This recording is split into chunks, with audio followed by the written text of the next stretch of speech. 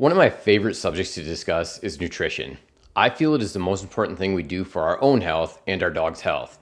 Other than exercise, it is the one thing you do every day that can affect you today, tomorrow, in weeks, months, and years down the road. Prior to the existence of the Specialty College of Sports Medicine and Rehabilitation, I had started down the path of a PhD in human performance nutrition.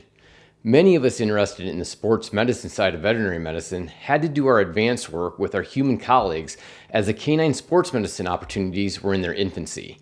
At the time, I felt like I was double dipping as I was also very interested in endurance sports and human performance. I believe strongly that we can optimize nutrition for performance. I also believe that too many people think that just because they have a hunting dog, they need to feed a performance diet. I've gone on record many times. The food doesn't make your dog a performance dog. I really wish those diets would have been called endurance diets rather than performance. Especially in today's world of high quality foods, many working dogs can do just fine on a high quality maintenance diet. In fact, I think the use of a maintenance diet would help buffer the effects of overfeeding that too commonly occurs in the off seasons in many cases that I see. My generic answer for when I think a dog benefits from the performance diet is going to be a dog that is working 4 or more days out of the week for extended sessions. So that doesn't mean a dog that is doing 30 minutes of a couple quick retrieves or a walk around the neighborhood a couple of nights a week. There will be exceptions with dogs that work fewer days benefiting from the higher amounts of fuel in order to maintain good body condition. But generally speaking, the 4 days is kind of my rule of thumb. This means that most folks that just hunt the weekends or maybe the weekend plus a day will oftentimes be better served with a maintenance diet and just increasing the amounts during work days. It isn't that I think the performance diets are bad, but rather I think when they are overfed and lead to weight gain, they cause a host of issues.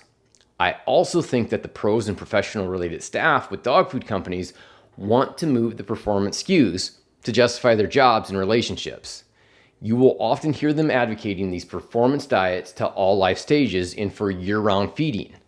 While that may work for a full-time pro with a bunch of dogs on their truck, that isn't always the best route for the average dog owner that maybe has one or even a small handful of dogs. There will also be the group of dogs that truly needs the performance diets. Those that work most of the year and are maintained on that higher plane of nutrition year-round. Over the course of the last 25 years, I have had times where I've been afforded the luxury to be able to run my dogs that much, and during those stretches, I have kept my dogs on a performance formula. The group I want to talk about, though, are the dogs that work hard during the hunting season, but then in the off season really scale things back. Oftentimes the adjustment is due to weather, location, or work and family commitments in the off season. In those cases, I'll often recommend switching between a high performance diet during the high workload times and a maintenance diet in the low workload times. I titled this video, "It's Time to Switch Dog Foods," because I'm filming this in mid-July and the first round of hunting seasons open starting roughly in the first half of September, meaning you have roughly 8 weeks prior to the start of most upland seasons. It has been shown that it takes about 8 weeks for the body's cellular machinery to adjust to the higher proteins and particularly the higher fats as a fuel source. So now is the time to make the switch to a performance formula if you're going to be using one during hunting season.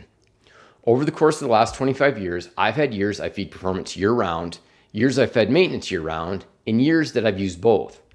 As with most things related to dog health, I advocate an individual approach to this situation and not a one-size-fits-all. Over the course of our lives and our dogs' lives, there will be variation in activity levels. It is vitally important that your feeding program reflects those changes. A couple of points to stress. Right now, in most of the country, heat is a major issue. Heck, even my buddies out in Montana are battling triple-digit temperatures far too regularly this summer. This means that very likely your dog's workload isn't very high, which means if you make the switch to a performance formula, be very conscious of your dog's weight and do not overfeed them.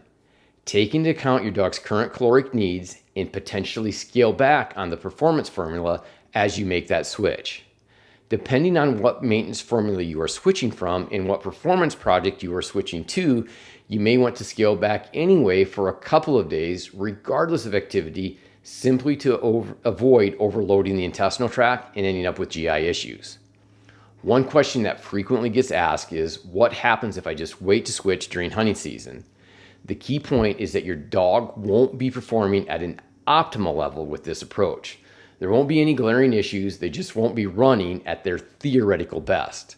This might be okay in some instances. Say you start chasing doves on September 1st, but you don't actually get rolling with the real work until the end of October, early November. That would be a case of switching at the start of hunting season, might just be fine. The take-home point is that if you want to optimize your dog's performance and utilization of a performance diet, and you have been feeding something else in the off season, you will want to switch to the performance diet at least 8 weeks prior to peak season expectations to maximize your results.